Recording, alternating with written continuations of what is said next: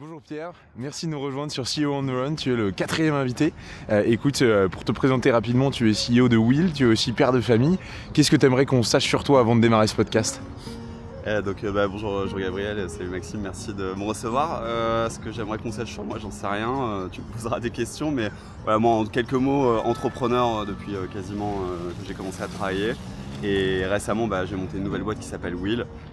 Will, c'est quoi ? C'est un programme de transformation de la posture managériale. Voilà, on passe du modèle du manager sauveur au manager moteur, on en dira peut-être un petit peu plus. Le but, c'est vraiment de redonner aux gens envie de travailler et aux managers envie de manager. Belle mission. Et on y va, let's go. Donc, écoute, j'ai envie de parler tout d'abord de sport parce que je crois que tu es un grand coureur. Comment est-ce que tu es tombé dedans et comment ça t'anime au quotidien aujourd'hui ? Pour coureur, déjà, tout est relatif, c'est toujours aussi en fonction de quel volume d'entraînement. Et après, comment je suis tombé dedans, moi je pense que je fais du sport depuis que je suis tout petit. Et alors je faisais plutôt des sports entre guillemets marrants et fun, foot, tennis. Les courses à pied, en fait, j'y suis venu, j'ai commencé assez tôt aussi, je pense vers 12-13, mais vraiment ponctuellement. Et je m'y suis vraiment mis. J'ai un oncle, j'ai mon t-shirt de club, celui des coureurs de fond, c'est lui qui a monté ça. Ok. Et il court depuis toujours. Et c'est vraiment lui qui m'a donné le goût de la course à pied. C'est lui aussi qui m'a fait monter sur des distances plus longues comme le marathon. Et puis après quand tu vieillis, que tu as des enfants, un boulot, la course à pied ça devient vraiment le sport le plus simple à faire. Et puis pareil en vieillissant, je pense que de plus en plus de plaisir à sortir, à courir, et donc ça devient aussi une hygiène de vie. Ok, hyper intéressant. Donc tu viens d'évoquer le fait également que tu as quand même un entourage qui pousse à la performance, à se dépasser. Est-ce que c'est le cas de tous tes proches ? Est-ce que c'est juste ton oncle ? Dans ma famille, mes parents, ils couraient pas, enfin si mon père court un tout petit peu, mais très longtemps. Et après par contre oui, mon oncle, et notre club là de course à pied où j'ai aussi des cousins à fond performance. Ok, tous des entrepreneurs que dans l'âme quelque part. Ok. Ouais, entrepreneurs pas forcément, mais en tout cas on est tous assis à la bourre sur le club. Ok. Écoute, super, encore un projet qu'on découvre dans ce podcast. Et alors du coup, pour revenir sur Will et faire la transition, comment ça t'anime au quotidien ? Comment ça t'aide à conserver ton niveau d'énergie ? Je pense qu'au-delà du niveau d'énergie, pour moi c'est surtout l'hygiène de vie presque psychique. Parce que quand je cours, j'ai pas de musique, j'ai rien. Donc c'est déjà un moment de déconnexion hyper important pour moi dans la journée.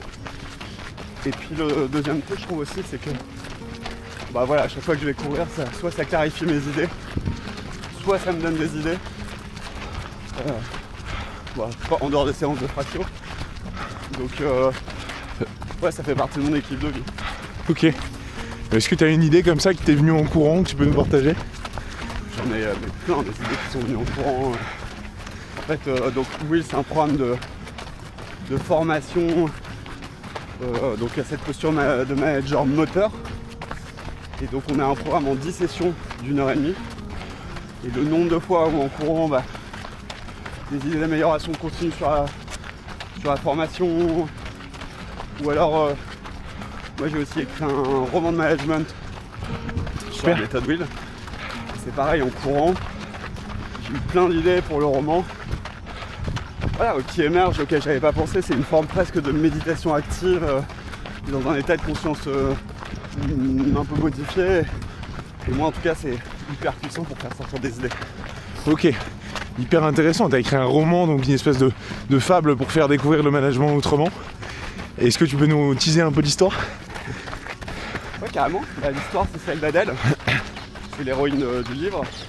Et Adèle, comme je sais plus quel est le dernier chiffre de Gab, mais en 2025 c'est 92% des salariés, elle est désengagée. Okay. C'est-à-dire qu'en gros, elle n'a pas envie de se lever pour aller bosser. Ouais. Et donc pour elle la solution, comme pour plein de salariés, c'est soit je suis dans mon taf et j'en fais plus trop, donc salarié clandestin, ou soit l'étape d'après c'est je veux démissionner, je veux quitter mon job. Donc ça commence là-dessus, elle veut partir de son job. Et puis au détour d'un dîner, elle rencontre Will, qui va l'aider avec sa méthode à rester. Enfin, finalement, en fait, elle doit rester. Elle reste et Will l'aide à se réaligner. Et en fait, à la fin, elle s'éclate dans son job. Ok. Oui, c'est intéressant, t'as personnifié un peu ta méthode. Ok. Et alors, tu dis que 92% des salariés sont désengagés, c'est ça? Ouais, c'est ça. Alors, c'est pas moi qui le dis, hein, c'est Gallup. Gallup, c'est le Ipsos américain. Alors, les gens sont là, 92%, c'est pas possible. Sauf que, en fait, nous, la question qu'on pose par rapport à ce désengagement, c'est si tous les métiers étaient payés pareil, est-ce que tu ferais encore ton métier actuel?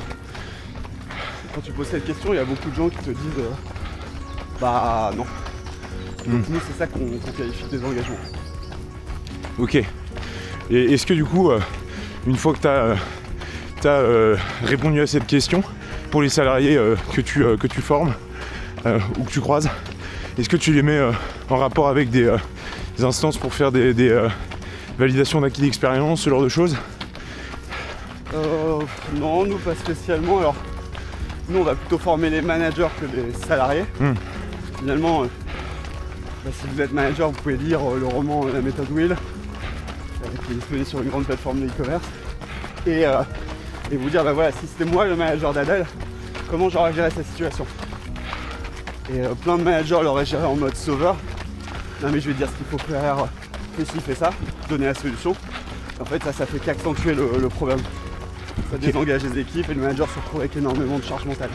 Ok. Et donc nous en fait on forme les managers à réengager leurs salariés, leurs collaborateurs. C'est André Comte-Fonville c'est un philosophe que j'aime bien, qui dit le manager est un professionnel du désir de l'autre. C'est comment tu redonnes envie à tes collaborateurs de bosser sans forcément leur donner des primes ou plus d'argent, parce que c'est rarement possible. Ouais. Donc nous on se focalise vraiment sur le manager, sachant que ce que je t'ai pas dit, c'est 92% de salariés désengagés et plus de 50% des managers qui veulent plus manager. Ok. C'est ce qui s'appelle l'unbossing. Ah oui, 50% c'est beaucoup. Hein. Oui, en fait c'est parti, pour revenir à la jeunesse du coup de Will, je crois que tu as été un peu aux États-Unis observer leur méthode, et puis couplé avec ce genre de stats, tu as dû évidemment penser à améliorer la situation. Alors, pour ma méthode Will, on prend plein d'outils qui viennent du monde anglo-saxon, PNL programmation neurolinguistique, CNV communication non violente, liberating structure. Donc il y a tout un tas de méthodes qui viennent des États-Unis. Après, je pense que les Américains sont meilleurs que les Français. De toute façon, le niveau de désengagement aux États-Unis est bien inférieur à celui de la France. Nous, on est le dernier pays d'Europe, l'avant-dernier. Et l'Europe est le dernier des continents. Aux États-Unis, je suis plus sur 78% de désengagement. Donc je dis pas que le monde est parfait aux États-Unis, mais je pense que la culture managériale aux États-Unis, déjà, elle est beaucoup plus présente. Si on regarde les grandes entreprises qui ont dominé leur époque, que ce soit Ford, Intel après, Amazon, elles avaient tout un modèle managérial explicite et très puissant. Le Taylorisme, les OKR, les leadership principles pour Amazon.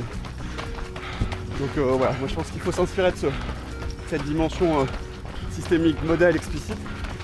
Et puis après, il faut créer peut-être un modèle un peu plus humain que celui d'Amazon par exemple. Oui. Et alors toi, ce que j'ai pu voir, c'est que chez Mano Mano, tu avais 40 personnes sous tes ordres. Et il me semble que ce que tu dis de toi-même à l'époque, c'est que tu n'étais pas un bon manager, c'est ça? Alors, sous mes ordres, dans les équipes. Oui. Mais je pense que j'aurais pu être un bien meilleur manager. Donc je pense qu'il y a un phénomène d'incompétence inconsciente. C'est-à-dire que tu sais pas, tu fais pas bien. Je dis pas que j'ai l'impression d'être une superstar du management, mais j'ai l'impression de faire mon job relativement correctement. Mes collaborateurs étaient plutôt contents. Mais en fait après quand j'ai quitté Mano Mano, j'ai fait plein de formations à toutes les disciplines dont je t'ai parlé, et c'est là où je me suis dit non mais je suis devenu consciemment incompétent. Ah oui. Je me suis dit non mais c'est pas possible tout ce que j'ai fait. Ok. Une situation que j'ai rejoué en me disant mais c'était très limitant la manière dont j'ai géré le conflit. Je peux vous donner un exemple par exemple. c'était... on avait des meetings d'équipe toutes les semaines et je leur disais, bah allez-y, dites-moi ce qui va pas, libérez la parole. Et en fait, les gens parlaient pas beaucoup. Et puis en fait, je me suis rendu compte en repensant à tous ces meetings que la première fois que j'avais libéré la parole, j'avais dû me prendre une ou deux remarques en mode ouais, je trouve que tu nous défends pas assez, par exemple.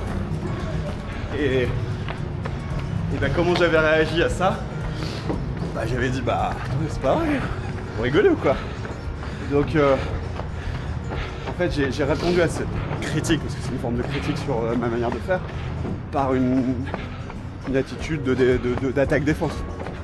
Et donc qu'est-ce qui se passe derrière? Les gens sont là. Ok, on lui dit un truc, le mec il s'énerve, il le prend personnellement, je lui dis plus rien. Ouais. Ça va très très vite. Versus ce qu'on recommande dans la méthode Will maintenant, sur ce genre de situation, ok, tu trouves que je te défends pas assez, c'est le point de vue de la personne, je vais pas lui dire que c'est faux, ouais. Si c'est ce qu'elle pense. Comme un enfant qui dit ouais j'ai peur, et tu lui dis mais non t'as pas peur. Si, il a peur en fait, même si ça t'embête.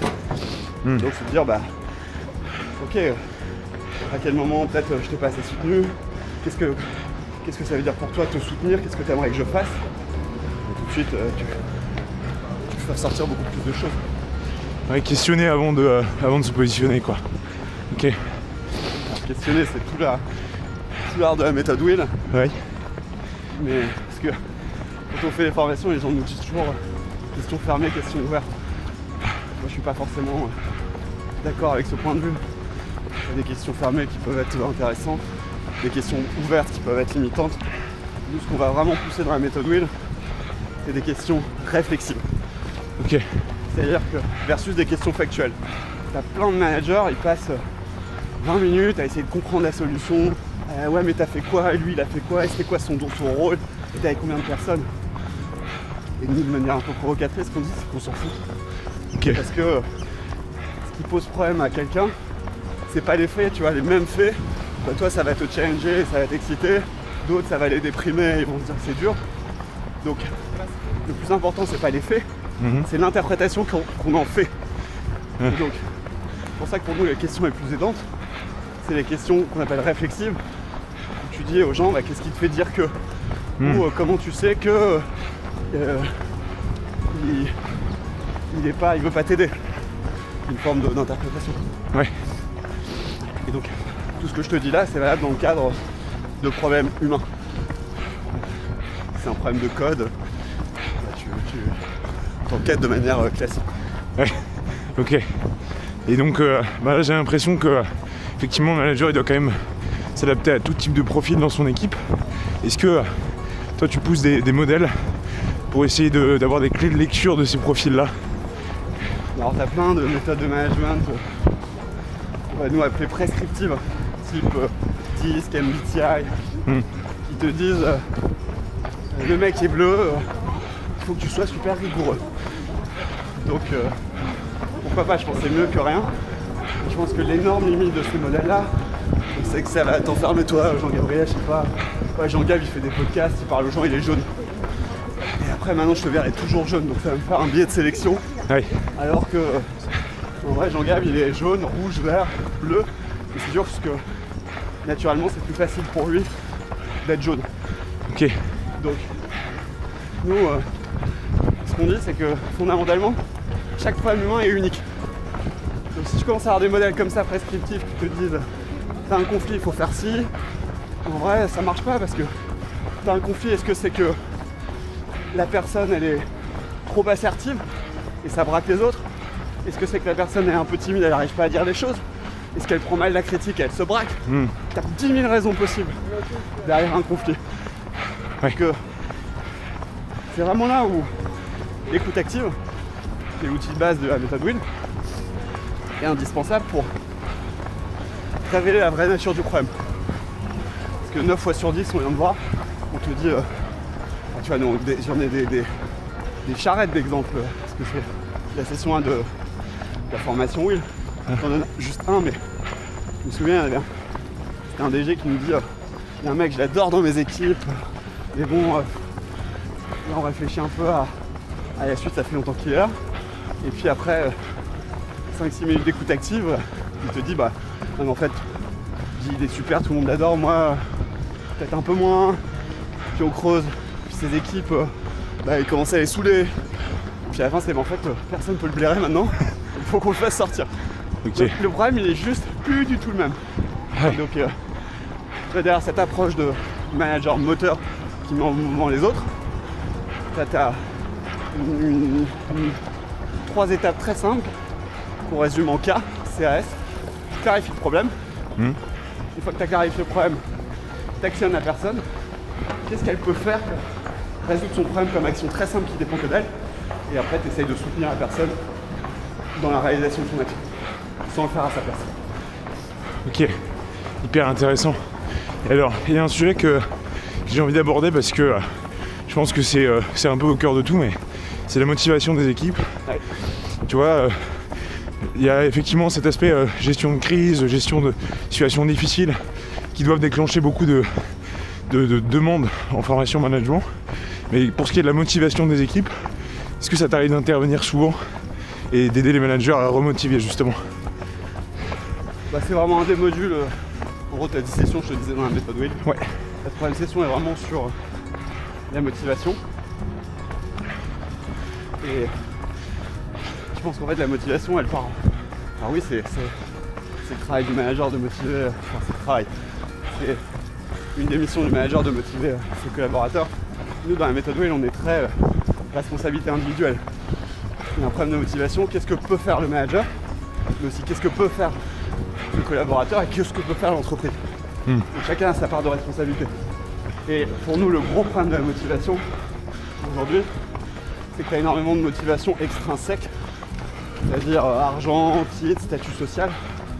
Tu te motives par rapport à ce que pensent les autres de ce que tu fais. Donc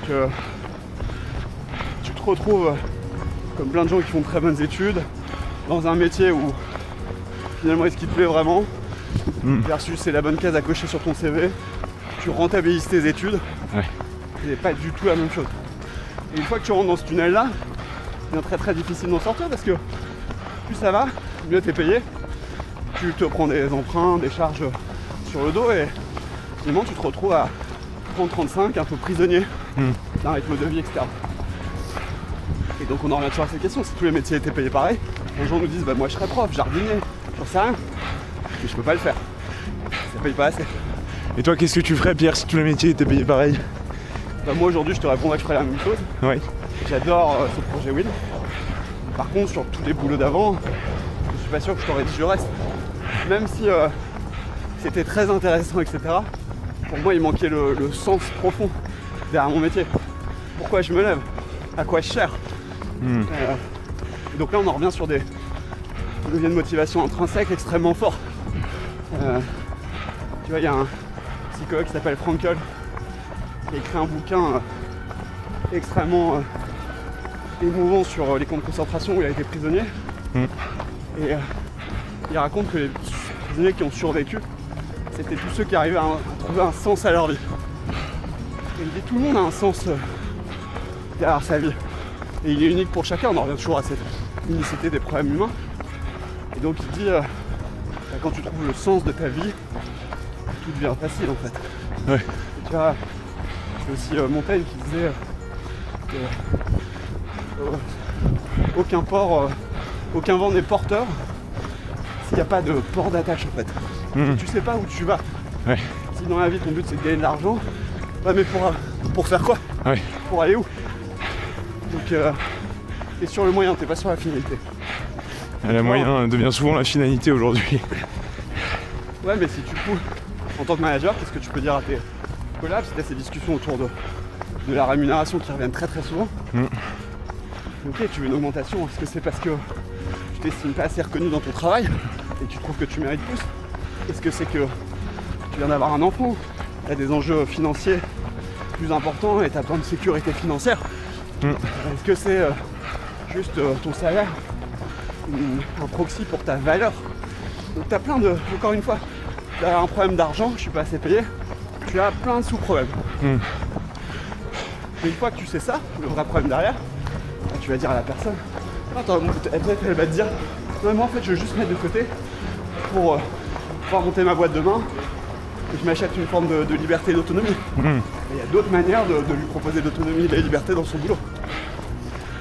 De lui apprendre déjà des rudiments de l'entrepreneuriat qu'elle pourra accéder derrière. Tu vois, j'ai l'impression que sur beaucoup de sujets, le problème en général, c'est que les gens ne posent pas cette question. Tu vois, en négociation, mon père est expert de la négociation raisonnée.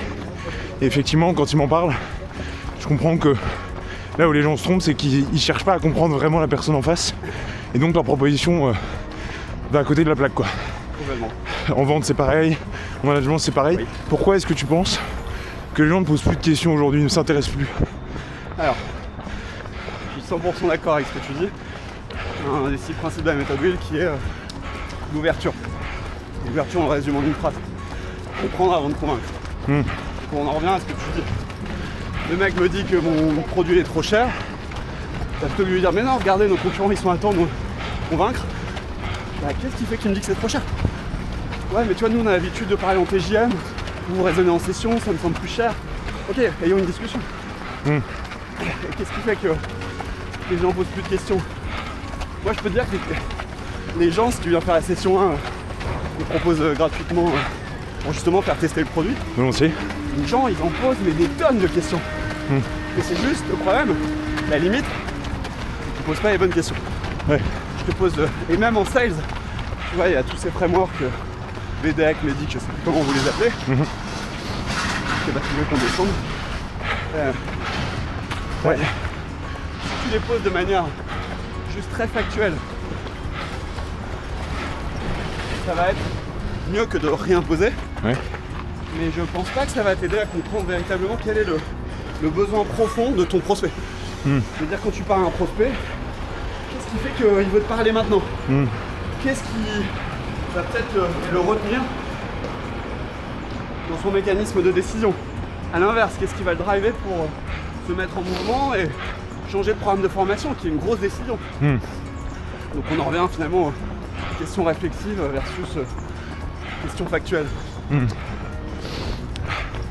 Et alors autre question, j'ai envie de te prendre une tangente un peu plus perso, ouais. Mais qu'est-ce que tes proches diraient de la manière dont tu manages ta vie perso justement? Je pense déjà les gens diraient Pierre il est devenu relou, il a changé.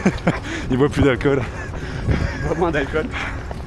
Ouais, mais ça je pense c'est un vrai danger que moi j'ai, par lequel je suis passé, que je vois chez des gens aussi qui se convertissent un peu à tous ces nouveaux outils.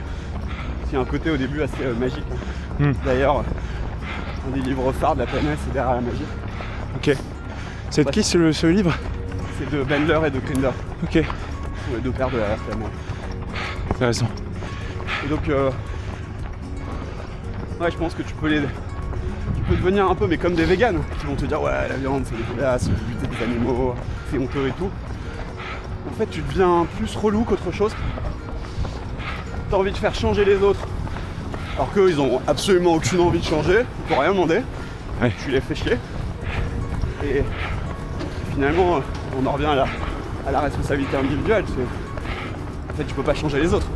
Tu vois, le nombre de DG qui disent ouais, mais dans ma boîte, ils veulent pas changer, les mecs, ils veulent pas passer à l'IA, etc. Par contre, la seule personne que tu puisses changer, c'est toi. Et quand tu commences à changer ton comportement sans embêter les autres, sans leur demander de changer, etc., bah là, ça commence à avoir des effets systémiques qui changent la manière des autres. Donc pour un manager, bah, tu vois, quand tu commences, je reviens sur mon exemple de base là, d'accueillir la critique. Ouais. Ça ne dépend que de moi, la manière dont j'accueille une critique. Ok, montons. Tu fais con? Ouais. Soit je décide de me braquer en trouvant que c'est injuste, que c'est de l'ingratitude de la part de mes collaborateurs. Ouais. Soit juste je me dis bah ouais, ils ont un problème, j'ai un besoin non nourri, j'essaie de comprendre. Et en fait, bah, quand tu commences à faire ça, tout d'un coup les gens te disent beaucoup plus de choses, tout d'un coup les gens sont plus authentiques, te partagent leurs véritables problèmes. Ouais. Et toi du coup bah, tu peux les résoudre et les gens se réengagent, reprennent du plaisir à bosser, l'équipe fonctionne mieux. Et c'est pareil je pense dans la vie perso. Ouais. Tu vois, ce truc de critique avec des enfants, bah je Je te donne un exemple récent.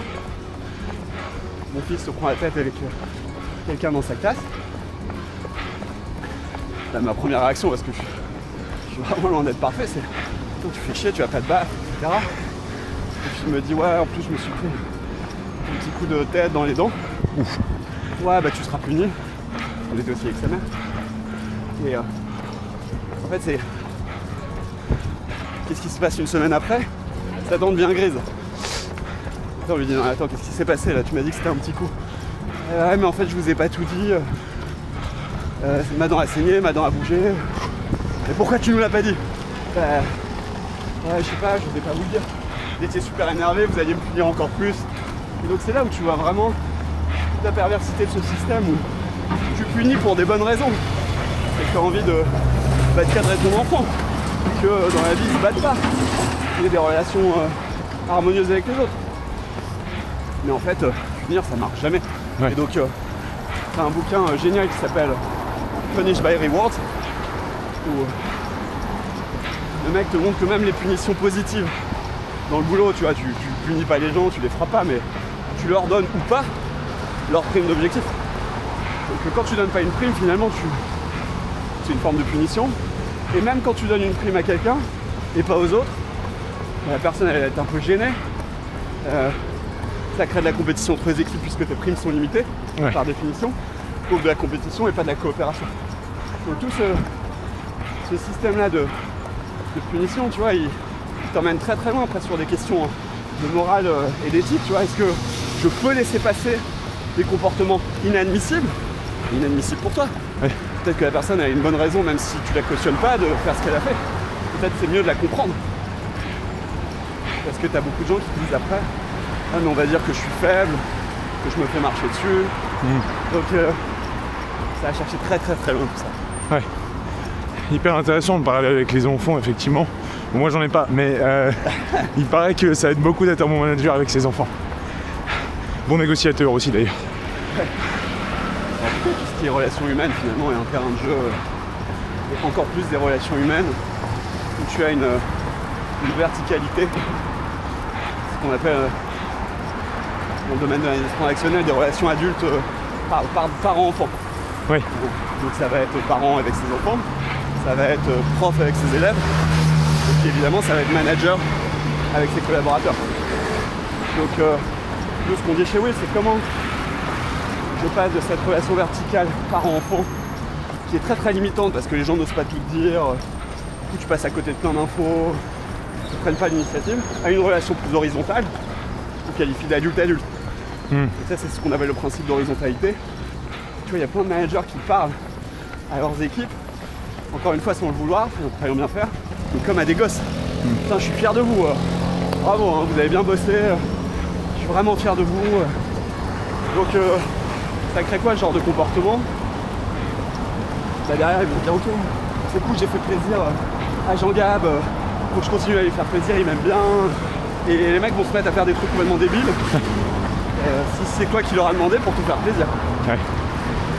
Donc ce qu'on dit pour le principe d'horizontalité, c'est de parler à l'autre comme à soi-même. Ouais. Tu vois, tu vas pas te dire ah bah je suis fier de toi, continue, tu m'as fait plaisir, etc. Enfin, ou peut-être tu te le dis. Et en termes de... Justement, tu as dit un truc intéressant, c'est que un manager qui complimente ses équipes, il peut les emmener à faire un peu n'importe quoi. Enfin, tout et n'importe quoi. Et moi, je pense au fait que beaucoup de managers aujourd'hui sont un peu désengagés de l'opérationnel.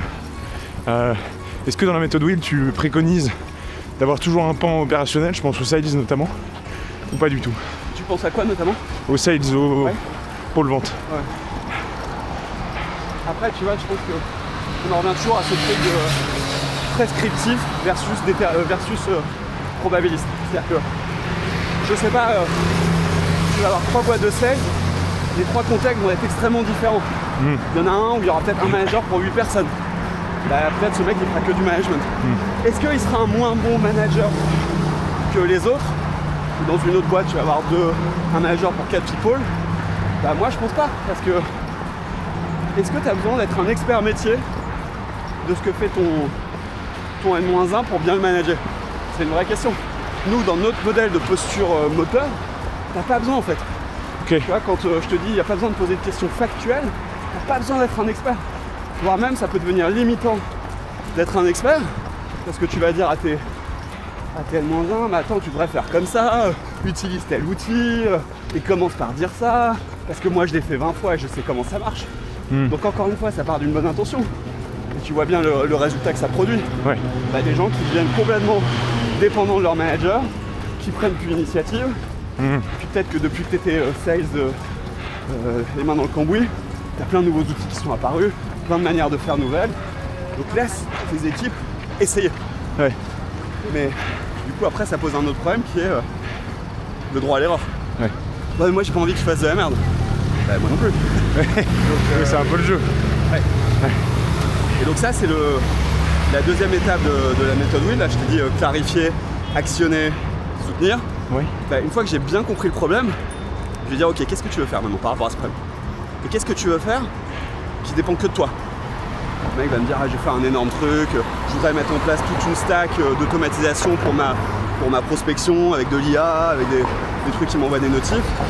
Ok, tu sais très bien que ce truc est trop gros, qu'il y a des dépenses tech que le mec ne saura pas gérer.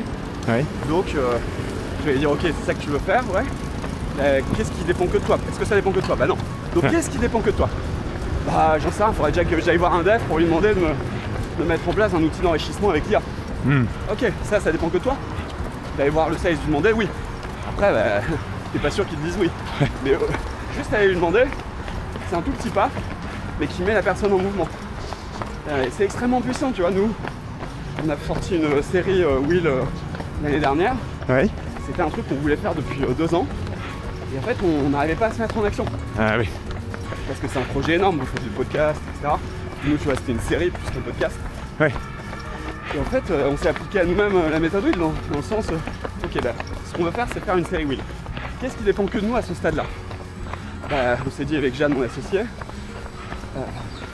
posons-nous un après-midi avec nos 2 iPhones, tournons un épisode brouillon, et puis regardons déjà ce que ça donne, partageons-le à quelques personnes. Et donc ça, on a réussi à le faire. Pas besoin d'aller voir une agence de prod, de trouver des acteurs, Jeanne fait du stand-up. Et en fait, quand on a commencé à le faire, on a eu cet épisode, on l'a partagé, plein de feedback, les gens étaient enthousiastes, on s'est dit bah allez on fonce, faut vraiment le faire. Et là, bah, deuxième étape, parce que tu le refais ce mécanisme de qu'est-ce que tu veux faire maintenant que tu as fait ça. Ouais. La deuxième étape, il faut que je trouve une agence de prod à Lyon, et puis que tu rafilmes au passage que je salue et que je remercie, etc. Et tu plantes tes piquets. Nous on a cette métaphore de ton objectif il est là-haut, au bout de la montagne, c'est ton drapeau, mais pour y arriver, tu vas planter 20 piquets quoi. Ouais. Et t'as pas besoin de faire tout le plan de plantage de tes piquets parce que il va changer dès la première action. Ouais. Et le général prussien, Von Moll, qui disait de toute façon un plan de bataille il est caduque dès le premier coup de canon. Ça c'est après, intéressant. Ça veut pas dire qu'il faut pas faire une strat parce que je pense que ça crée de l'alignement et de la clarté. Ouais. Mais après dans ton déploiement opérationnel, vas-y étape par étape et commence pas à passer à des heures à réfléchir à un truc qui a 10% de probabilité d'arriver. Ah, il faut agir vite quoi. On en revient un peu à l'entrepreneuriat. Donc, tu vois avec Maxime on a agi très vite pour le coup. On s'est accordé sur le podcast en décembre, on l'a lancé quelques semaines après histoire d'avoir le matos etc. Mais on s'est dit que c'était ok si on faisait des erreurs, on en a fait. On en apprend très vite en fait. On a bien vu les fesses de Robin au premier épisode. Voilà exactement, on le salue. Et j'ai envie d'en revenir du coup sur l'entrepreneuriat. Ouais. Donc toi, tu as dit un truc intéressant tout à l'heure. Tu disais que parfois, tu as l'impression que certaines personnes autour de toi pouvaient te trouver chiant parce que tu t'améliorais, tu buvais moins d'alcool, ça se décline sur plein d'autres choses. Et comment tu as traversé cette période un peu de solitude, le désert dont tous les entrepreneurs parlent? Alors, je pense que tu as 2 trucs. Tu as un truc lié à l'entrepreneuriat et un truc lié à moi, mon développement personnel. Je sais pas si je me suis amélioré, hein, tu vois, ça reste très subjectif. En tout cas, j'ai changé. Mais je pense entrepreneuriat, moi c'est par exemple la première boîte que j'avais montée qui s'appelait Vous avez choisi, je sais plus, j'avais 26-27 ans, j'avais fait un an de conseil avant. Ça a été hyper dur parce que ça n'a jamais marché. Ça a duré 4 ans parce qu'on a levé des fonds avec Edenred. Donc en fait, quand je dis ça n'a jamais marché, c'est pire. C'est que ça n'a jamais pas marché et que ça n'a jamais très bien marché. Donc t'es dans une zone grise qui est hyper dure en entrepreneuriat parce que en faut que tu prennes une décision en fait. Et quand ça marche pas vraiment, en fait, faut arrêter. Parce qu'aujourd'hui, il y a tellement de produits, l'attention est tellement limitée qu'il faut, si tu veux réussir, il faut un produit qui soit exceptionnel, extraordinaire. Et donc ça a été très dur parce que je pense que tu t'isoles un peu, tu bosses de plus en plus et donc tu deviens de moins en moins lucide. Tu n'es pas capable de t'adapter parce que tu parlais de ça un peu, de l'adaptabilité. C'est la capacité à déjà être dans la présence. En fait là je me rends compte que je fais une pause, que ça marche pas comme je voudrais, qu'il y a tel et tel truc. J'accepte de voir l'entièreté du problème et pas qu'une petite partie. Et du coup, quel est mon prochain piqué par rapport à ça? Et ça, quand j'ai remonté Will, tu vois, au début, Will, c'était pas du tout ça. C'était un modèle d'agent de talent comme dans le sport ou dans le ciné. Ouais, les gens me disaient c'est génial, c'est une super idée. Mais en vrai, ça n'avait aucune chance de marcher. Et au bout de 8 mois, j'ai arrêté direct le truc. Je voulais pas reproduire ce qui s'était passé. Et là, j'ai su m'adapter. Parce que j'avais commencé à faire des formations pour ces fameux agents de talent. Et ça marchait très bien. Et avant, je l'aurais pas vu. Les gens m'ont dit, mais fais ça pour des managers. Et à ce moment-là, je me suis dit, tu vois, on en revient à la motivation dont tu parlais. Mais en fait, j'adore former les gens. J'adore écrire la méthode Will. J'adore transmettre. Donc non seulement c'était des trucs que j'adorais faire, et en plus ça avait du sens, et en plus il y avait des gens qui étaient prêts à payer pour ça. Bon ok, le voilà ton business. Les planètes s'alignent, hein. Et après sur la vie perso, donc toi tu disais quoi que j'avais changé, comment j'avais réussi à gérer, c'était ça ta question? Ouais, en fait, moi j'aime beaucoup un entrepreneur qui s'appelle Alex Hormozy, que tu dois connaître je pense. Comment tu dis? Alex Hormozy. Moi je t'enverrai si tu veux. Et en fait ce gars-là il parle d'une période selon lui tous les entrepreneurs traversent où t'es entre tu te retrouves un peu seul parce que tu dépasses sur ton niveau de conscience, ton niveau de développement beaucoup des gens que tu côtoyais jusqu'à présent, mais t'es pas encore à un niveau d'accomplissement ou même de connaissance de toi, de connaissance du monde pour intégrer un nouveau cercle avec des gens qui te ressemblent le plus. Et c'est une vision qui est un peu plus clivante, mais j'aimerais beaucoup avoir ton avis là-dessus. Je pense que ce que tu décris, c'est un phénomène plus large qui s'appelle la courbe de 2000 Cougar, je sais pas si tu le connais bien, mais oui. C'est avec la vallée de l'ignorance quoi. Ouais. Tu commences à faire l'entrepreneuriat, tu dis que t'es un king, tu as compris plein de trucs que d'autres n'ont pas compris. En fait, tu sais rien, et tu le sais pas encore, incompétence inconsciente. Après moi, j'ai pas eu le sentiment d'être dans un désert parce que quand je m'étais lancé dans l'entrepreneuriat à la fin des années 2000, on était plein à se lancer en même temps. Ouais. Et là-bas. Là-bas. Ok. Et donc on était tous ignorants. Après je pense que ce qui est important, ça rejoint peut-être ce que dit c'est Alexandre, c'est ça? Alex, ouais. C'est que c'est important dans l'entrepreneuriat mais aussi dans la vie en fait, d'aller voir des gens qui sont 10 ans ou 20 ans plus loin que toi. Et en fait, tu auras toujours des gens qui acceptent de te parler et de t'accorder un peu de temps. Moi en l'occurrence dans l'entrepreneuriat, c'est mon investisseur chez Edenred qui s'appelle Philippe Dufour qui m'a mis des bonnes claques et qui a eu raison. Et puis dans la vie perso, ça peut être par exemple mon oncle qui a 25 ans de plus que moi. Et je trouve ça super précieux à chaque fois de parler à des gens qui sont en avance parce qu'ils ont déjà vécu ce que tu as vécu. Ils savent à peu près, même si chaque problème est unique, des grands problèmes qui peuvent arriver. On en revient toujours à cette vision probabiliste. Ouais. Et donc je trouve que ça te permet d'avoir d'autres avis et de ne pas être tout seul. Enfin moi ça m'a bien aidé. Et alors un exemple ou deux de claque de Monsieur Dufour? Un gros exemple, ouais. Quand tu faisais Vous avez choisi, c'était un système où tu passais ta commande à l'avance dans les restos pour pas faire la queue à midi. Donc tout le monde me dit mais en fait t'étais vachement en avance, c'est ce qu'ils ont fait chez McDo. En vrai pour moi c'est très différent parce que chez McDo t'as des bornes quand t'arrives. Nous c'était vraiment tu commandais depuis ton appli au déj. Sauf que tu vois quand t'es très pressé, t'as pas le temps de passer 5 minutes à passer ta commande et je sais pas quelle heure tu vas aller la récupérer, donc en vrai ça marchait pas très bien. Et quand Edenred a investi chez nous, ils nous ont vraiment mis à disposition beaucoup de ressources, donc je les remercie encore, notamment des forces commerciales, etc. Et en fait on n'arrivait pas à vendre ce truc. Alors on avait déjà pivoté une première fois en faisant des formules au prix du ticket resto. Okay. Et ça intéressait énormément les restaurateurs pour toucher les salariés du quartier. Et ça non plus on n'arrivait pas à le déployer, c'était compliqué opérationnellement. Et après on avait pivoté une dernière fois en faisant de ce service-là un truc, des prémices d'un outil de marketing tout en un pour les petites entreprises, dont les restos. Okay. Je me suis pris un savon un jour par Philippe Dufour. Peut-être qu'il n'employait pas les bons mots, mais bon, en même temps, moi j'ai pas trop d'ego, donc il me disait, pratique, ouais, vraiment, parce que en fait j'arrivais pas à changer. Je restais un peu ancré sur cet ancien modèle. C'était trop compliqué. Je disais des trucs. Tu vois, moi je suis un ingénieur. On t'apprend à valoriser la complexité. Et, je veux dire, même lui il me disait mais je comprends rien. On est quand même en train de parler d'un service où tu commandes ta bouffe à l'avance. Et là je comprends plus rien. Et au début tu te dis toujours pareil. Ouais mais c'est pas. Le mec est débile, il comprend pas ce que je lui dis. Et puis en fait quand tu te remets en question, tu te dis si lui il comprend pas, déjà personne comprend. Et si lui il comprend pas, ça veut dire que ce que je raconte c'est 10 fois trop compliqué. Ouais. Ça n'a pas de sens. Et donc il m'avait mis un bon savon. Il m'avait fait un gros électrochoc. Et ouais, ça m'avait incité à me remettre beaucoup plus en question. Ok. Ouais, les pivots, t'as dû en vivre pas mal, j'ai l'impression. Ouais. Pour moi, je parle même pas de pivot, mais d'adaptation par rapport aux besoins de tes clients. Quand tu te lances dans un domaine que tu connais pas très bien, oui. Restauration à l'époque, et même donc management, j'ai été manager pendant 25 ans, mais faire de la formation, j'en avais jamais fait.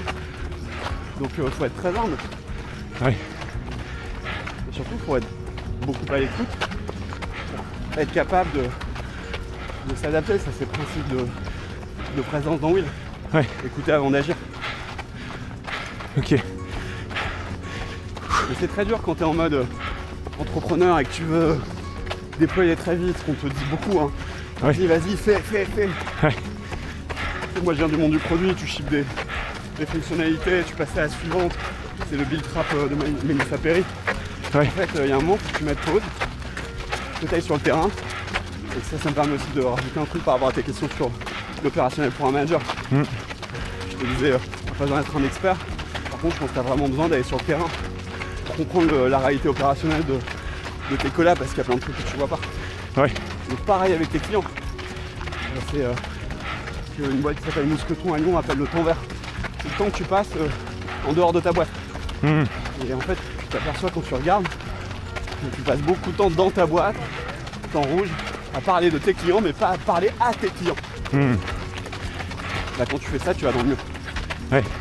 Allez, retour marché. Pierre, on va approcher doucement de la fin de l'interview. Il y a un défi que j'ai envie de te lancer. J'aimerais beaucoup que tu pitches ta boîte à un inconnu. Ça te chauffe? Ouais, on peut essayer, je pense que je vais être très mauvais, mais... Bah, on vient de courir un bon moment. ça va peut-être être un peu essoufflé comme pitch, mais c'est très bien. Le monsieur avec une pochette jaune là, orange. Allez, bonjour monsieur. Bonjour monsieur. Excusez-moi, on peut vous prendre 2 minutes? On a un petit défi pour Pierre Fournier. Alors, j'aurais l'impression de celui-là. Ah, compliqué. Bon bah c'est important. Bonne journée, bon courage. Bon, on va retrouver quelqu'un d'autre. Bonjour madame. Bonjour. Excusez-nous, est-ce que vous avez 2 minutes? On a un petit défi pour Pierre qui est CEO et qui voudrait pitcher sa boîte. Oui, 2 minutes. Bon bah ça marche. D'abord, vous êtes manager vous ou pas dans votre travail? Pas du tout, vous êtes salarié? Ok. Et il y a une stat qui dit qu'il y a 92% des salariés qui sont désengagés aujourd'hui en France. Est-ce que ça vous parle ou pas? Ok, vous êtes beaucoup mieux engagé. Ok. Donc je suis censé vous pitcher ma boîte. Donc en gros, Will, c'est une méthode qui permet aux salariés de retrouver de l'épanouissement, ce qui semble être votre cas, mais du coup peut-être d'être encore plus épanoui dans votre travail, avec des outils très simples pour améliorer votre communication, votre motivation, la manière dont vous interagissez avec vos collègues. Voilà, je ne sais pas si ça vous intéresse. Pas plus que ça, mais je vous remercie. Ça va. Oui, le visage, madame ou Non, ça va. En tout cas, merci d'avoir pris 2 minutes. Merci beaucoup, bonne journée. Bon, on n'a pas eu de chance, on est tombé sur le 8%. Très bien. Tant mieux pour elle d'ailleurs. Et écoute, merci d'être prêté au jeu. Non, mais je t'en prie. Et tu vois, je trouve que la difficulté de ce genre de choses, c'est quand même un produit qui est complexe. Après, tous les produits sont complexes, mais à qui je parle, parce que tu vois direct si c'est pas un manager, si c'est un salarié, si c'est un DG, t'as pas vraiment la même proposition de valeur pour intéresser les gens. Ouais, pas les mêmes enjeux forcément, ouais. Mais ton produit ne s'adresse pas à tout le monde, mais pour les managers, c'est puissant. Pour les dirigeants, c'est Ouais. extrêmement puissant s'ils veulent changer la manière dont fonctionne leur boîte. Si le dirigeant se dit je comprends pas, mes salariés sont pas aussi motivés que moi, ils sont pas assez engagés, bah voilà, pose-toi la question de savoir si t'es pas un dirigeant sauveur et transforme ta boîte et deviens un dirigeant moteur. Pour des managers qui se disent j'en ai marre, je suis crevé, je suis épuisé, mes collaborateurs sont ingrats, ils font rien. Pareil, est-ce que t'es pas en train de manager de manière sauveur, passe en moteur? Donc ça parle vraiment à tout le monde et à des DRH qui se disent je comprends pas, mes managers ils viennent tout le temps me voir, ils sont pas autonomes, à chaque fois je vais. Pareil, en fait t'es peut-être une RH sauveuse, passe RH moteur. Ok. Écoute, je propose qu'on se mette juste là pour faire l'outro. Et Est-ce que je peux juste passer faire un peu de pub pour Ah bien sûr. une personne qui m'accompagne sur la course à pied, Ouais. qui est Antoine Ricoire, qui est un coach qui nous fait faire du renforcement musculaire. C'est un truc que j'ai fait assez tard Ouais. et qui m'a énormément aidé dans la course à pied. Donc voilà, si ça intéresse les gens, Bien il fait sûr. des trucs en distanciel, il est super, c'est vraiment un super coach. Bon, on mettra ces liens dans la description de la vidéo. On va se tourner face à l'Arc de Triomphe là-bas. Écoute, bon Pierre, merci infiniment pour le temps que tu nous as accordé, pour toutes les réponses que tu as données à mes questions, c'est passionnant. Écoute, j'aimerais te demander deux choses. Une phrase ou un enseignement que tu as envie de laisser à la fin de ce podcast et un CEO que tu as envie de mentionner pour venir sur le podcast. Alors, un enseignement, je pense que la clé du succès c'est la simplicité et le focus. Donc une fois que tu te cantonnes à ça, je pense que tu augmentes drastiquement tes chances de réussir. Et un CEO que j'aurais envie d'entendre, je t'en donne un parisien ou pas forcément? Pas forcément. Bon, il y en a plein, hein, mais si tu veux un très très sportif, il y a Vincent Luciani d'Artefact Ok. qui était associé. Et puis peut-être Benoît-Charles Lavezel de Théodo aussi, que j'aime beaucoup et qui lui est très très inspiré par le lean management. Ok, Donc ça peut être aussi très intéressant pour les auditeurs. complètement. Bon, écoute, merci beaucoup Pierre. Ah et puis si je t'en donne un dernier. Ah, vas-y, aussi, vas-y. C'est des co-CEO, donc c'est soit Nizar Melki, soit Albin Egas de Sport Easy. Ok. Donc voilà, t'es vraiment dans le domaine du sport. Ils ont monté une super app qui te permet d'organiser tes matchs, de gérer ton corps. Cool. Bon bah écoute, merci infiniment, on va les contacter. Bon, merci Pierre, bravo pour ton CEO on the run. Merci. Et écoute, on te souhaite une bonne journée alors. Inspiré. Ouais.